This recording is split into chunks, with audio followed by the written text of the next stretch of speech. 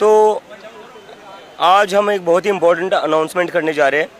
आज हम एक हमारा डिमांड चार्टर रिलीज़ करने जा रहे हैं, जिससे इंडिया का जो एग्जामिनेशन सिस्टम है जिसमें सुधार आ सकता है और कहीं ना कहीं ये इंश्योर किया जा सकता है कि अभी जो हुआ है पिछले कुछ महीनों में वो आगे ना हो। तो उसके लिए हमारी जो स्पोक्सपर्सन है वैष्णवी गौर, वो हमारी पॉलिसी लीड भी है, तो वो अभी हमारा डिमांड चार्टर रिलीज़ करेगी और उस पर बात करेंगे।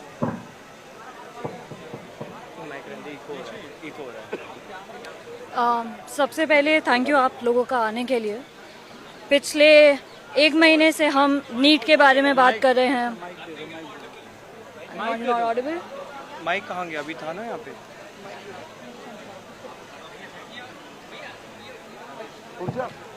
हो गया। हेलो, अभी आवाज़ आ रही है आप सबको? जी, तो जैसे हम बात कर रहे थे कि पिछले एक महीने से हम बात कर रहे हैं बहुत सारे एग्ज़ाम्स, स्पेशली नीट जो लीक हुआ, उसके बाद बाकी भी एग्ज़ाम्स में धांधलियाँ हुई हैं, कॉम्प्रोमाइज़ हुए हैं। पिछले 10 सालों में कम से कम 90 एग्ज़ाम लीक हो चुके हैं और ये सिर्फ वो नंबर है जो हमें पता है। इसके अलावा छोटे स्तर पे स्टेट्स में जो एग्ज़ाम होते हैं, जो लीक होते हैं, उनका हमारे पास ना तो पता है, ना कितने कैंडिडेट्स अफेक्टेड हैं वो हमें पता है। उससे भी ज़्यादा दुखद बात यह है कि इन एग्ज़ाम फ्रॉड्स में कोई कन्विक्शन नहीं आती है।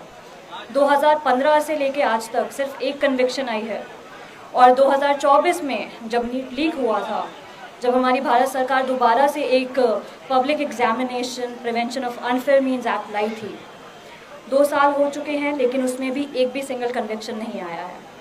तो पब्लिक एग्जामिनेशन जो ये सिस्टम है, ये एक पेपर नहीं, नीट नहीं, सिर्फ यूजीसी नेट नहीं, ये पूरे के पूरे सिस्टम में धांधली करप्शन हो चुका है।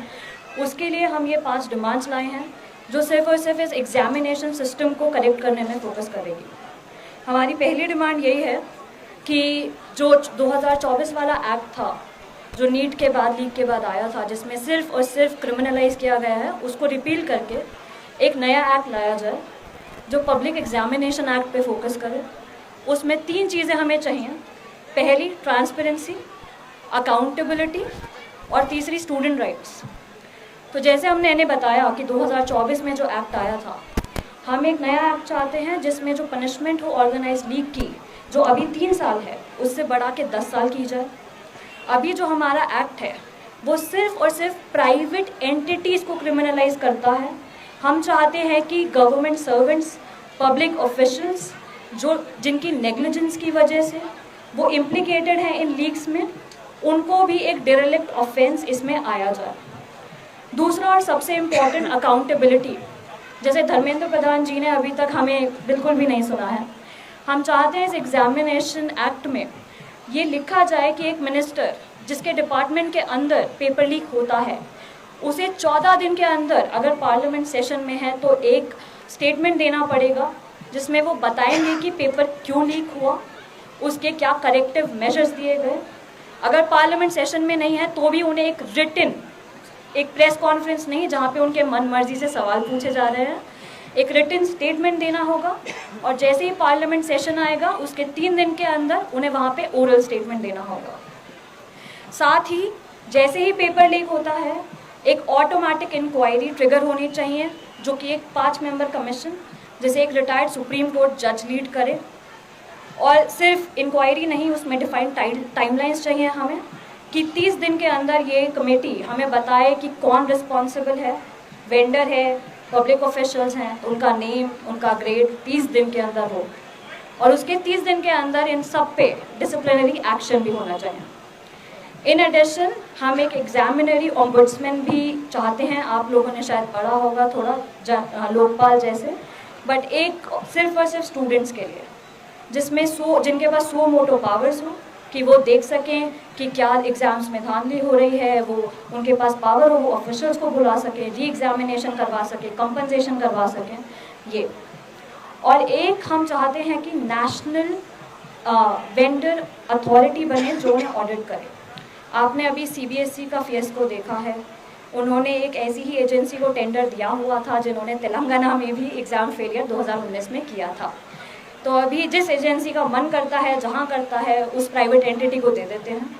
हम चाहते हैं कि एक नेशनल लेवल पे अथॉरिटी हो जो भी कंपनी पब्लिक एग्जामिनेशन की सप्लाई चेन में आना चाहती है, अपना बिजनेस एंटर करना चाहती है, उसको इसमें रजिस्टर होना पड़ेगा, ऑडिट करवानी पड़ेगी कि ठीक है भाई हम ये एग्ज़ाम करवा सकते हैं, हम केपेबल हैं।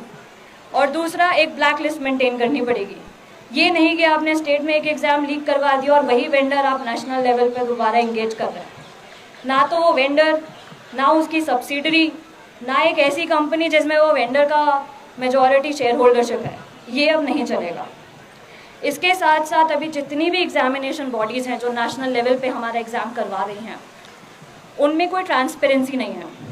क्या उनकी फाइनेंशियल ऑडिट, हम चाहते हैं कि एनुअली उनकी फाइनेंशियल ऑडिट हो बाय CAG, एक परफॉर्मेंस ऑडिट हो, वो जिन जिन वेंडर्स को जिस टेंडर पे जितने अमाउंट में देते हैं, NTA की तरह नहीं कि सब पर्दे के पीछे है, नहीं, सब पब्लिकली डिस्क्लोज होना चाहिए।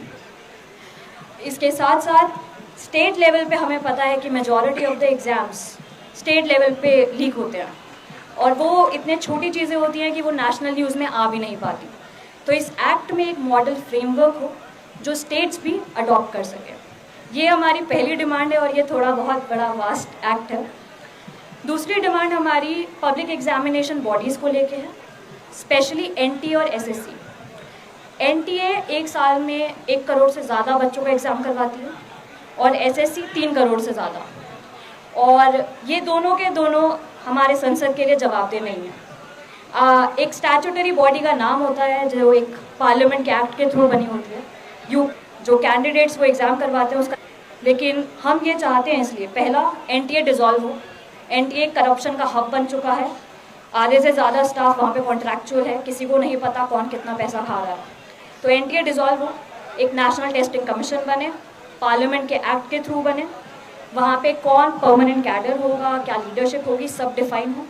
अगेन CAG ऑडिट चाहिए हमें, उनके फाइनेंशियल, उनके परफॉर्मेंस की। और हम सरकार से ये भी रिक्वेस्ट करते हैं, स्पेशली नीट के लिए, कि एक स्टेट्स को ऑप्ट आउट देना चाहिए। जब से हम यहाँ पर बैठे हैं हमने ये देखा है कि जो हमारे साउथ इंडियन स्टेट्स हैं, वहाँ से जो कैंडिडेट्स आते हैं उन्हें बहुत दिक्कत होती है नीट में। तो अगर एक स्टेट ऑप्ट आउट करना चाहता है अपने स्टेट कोटा की सीट्स के लिए तो उन्हें अलाउ करना चाहिए। और एक एग्जामिनेशन सिलेबस में स्टेट की रिप्रेजेंटेशन बहुत ज़रूरी है, ताकि Bihar board, UP board, Tamil Nadu board, Telangana board, सब बोर्ड के बच्चे, सब स्टेट्स के बच्चे एक सेम लेवल, एक सेम फुटिंग पे एग्ज़ाम दे पाए। SSC में भी हम सेम फ्रेमवर्क चाहते हैं, जवाबदेही चाहते हैं, ऑडिट चाहते हैं। पार्लियामेंट के सामने हर साल इन लोगों को रिपोर्ट रखनी पड़ेगी कि जी हमने इतने एग्ज़ाम करवाए। SSC में सबसे बड़ी कमी जो है, एनुअल एग्जामिनेशन कैलेंडर नहीं होता है, कभी 18 महीने एग्ज़ाम रिक्रूटमेंट चल रहा है, कभी 2 साल, कभी 3 साल, वो नहीं होना चाहिए। SSC को एक एनुअल एग्जामिनेशन कैलेंडर निकालना पड़ेगा, ये एक्ट में होना चाहिए। पूरे 1 साल के अंदर नोटिफिकेशन से लेकर रिक्रूटमेंट तक का पूरा साइकिल कंप्लीट करना पड़ेगा SSC को। और हम ये भी चाहते हैं कि सरकार की हर मिनिस्ट्री, हर डिपार्टमेंट एक नोटिफिकेशन सालाना निकाले जिसमें वो ये बताएं कि हमारे डिपार्टमेंट में इतनी वैकेंसी है। अभी लाखों की वैकेंसी है लेकिन जो रिक्रूटमेंट निकलती है वो बहुत कम निकलती है, तो ये बंद होना चाहिए। तीसरा एक बहुत इम्पॉर्टेंट चीज़ है जो हम एक पहले ही एक्ट में इंक्लूड करना चाहते हैं, वो है स्टूडेंट्स राइट्स, जिसके बारे में हम बात कर रहे हैं।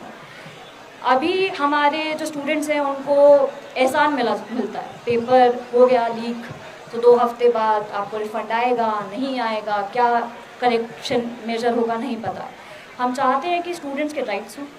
पहला, अगर कोई भी एग्जामिनेशन लीक होता है तो ऑटोमेटिक फ्री रिफंड हो, एक उन्हें फिक्स्ड कॉम्पनसेशन मिले हर रजिस्टर्ड कैंडिडेट को उस एग्ज़ाम में, क्योंकि आना रुकना ये बच्चों के परिवार संभालते हैं।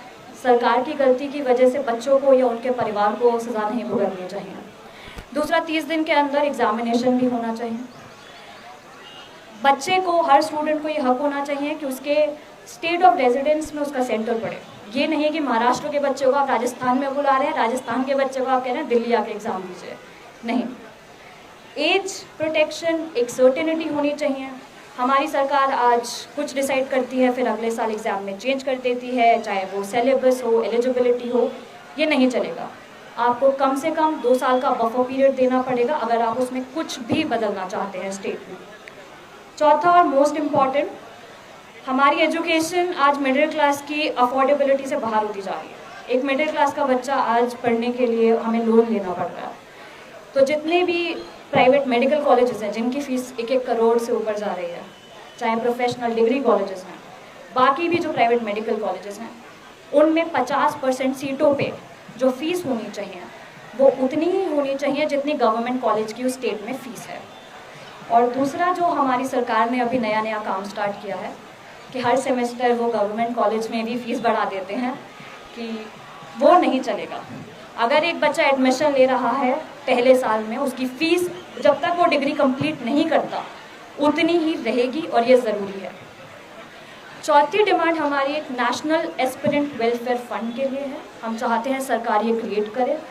हम यहाँ पे शुरू से हम एक मांग कर रहे हैं कि बच्चों की फैमिलीज़ जिन्होंने अनफॉर्चुनेटली सुसाइड किया है उनको 1 करोड़ की कॉम्पनसेशन मिलनी चाहिए, बट एक एस्पिरेंट वेलफेयर फंड होना चाहिए जहाँ पे अगर कोई एग्ज़ाम के लीक की वजह से किसी बच्चे ने सुसाइड की है तो उसकी फैमिली को असिस्टेंस और कॉम्पनसेशन मिलना चाहिए। इसके साथ साथ हम ये भी जानते हैं कि इंडिया में जिस लेवल पे एग्ज़ाम कंपटीशन है, बहुत स्ट्रेस है बच्चों में, कोचिंग की तरफ हम चाहते हैं सरकार दोबारा नज़र डाले, फीस पे नज़र डाले, कोचिंग में मैंडेट करे कि हर कोचिंग सेंटर में एक professional counselling psychiatrist and a psychologist should be there, ताकि वो कैंडिडेट्स का स्ट्रेस दूर कर सके। एंड हमारी 5th डिमांड जो कि काफ़ी इमीडिएट भी है, हम चाहते हैं कि अगले 6 महीने में हमारे संसद में एक वाइट पेपर रिलीज़ किया जाए। पिछले 12 साल में कितने पेपर लीक हुए हैं सेंट्रल लेवल पे, स्टेट लेवल पे, उसमें कितने कैंडिडेट्स अफेक्टेड हैं, कितने लोगों को सज़ा हुई है, कितने सबका एक अगले 6 महीने में हमें वो रिपोर्ट चाहिए। दूसरा, नीट 2024 जब लीक हुआ था तो एक कमेटी बनाई गई थी, के राधाकृष्णन कमेटी। उन्होंने 101 रिकमेंडेशन दिए थे। अभी किसी को नहीं पता कितने रिकमेंडेशन इम्प्लीमेंट हुए हैं या नहीं। तो हम चाहते हैं सरकार एक इंडिपेंडेंट ऑडिट करे और हमें बताए कि उनमें से कितने रिकमेंडेशन इम्प्लीमेंट हुए हैं और कितने नहीं हुए हैं, और नहीं हुए हैं तो क्यों नहीं हुए हैं। और तीसरी चीज़, अभी हमारे पास parliamentary standing committee women education and youth पे है, बट हमें लगता है एक समय आ चुका है कि खाली एजुकेशन पे एक पार्लियामेंट्री स्टैंडिंग कमेटी होनी चाहिए जो हर साल देखे कि भाई क्या एग्ज़ाम चल रहे हैं, बच्चे को के क्या परेशानी है, जो पूरा का पूरा एक बार एक एग्जामिनेशन इंटीग्रिटी कर चुके। So thank you. If there is any questions I would love to take. पहले तो अपना बोलो।